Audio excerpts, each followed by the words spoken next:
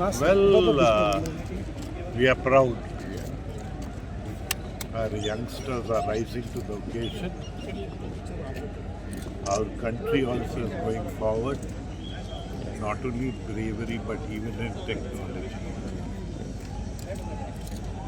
Because the preparedness is extremely important. If we have to defend our country meaningfully, we have to be prepared.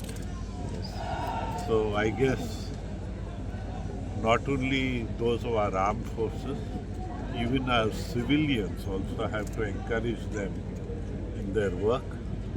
Together, we must take our country forward.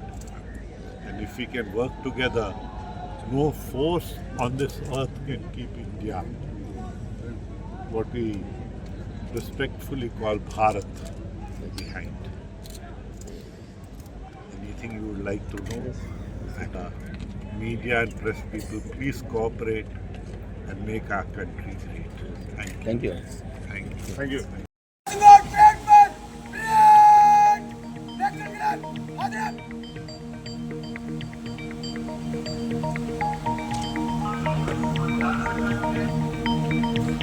माननीय समीक्षा अधिकारी parade निरीक्षण के लिए अग्रसर होते हुए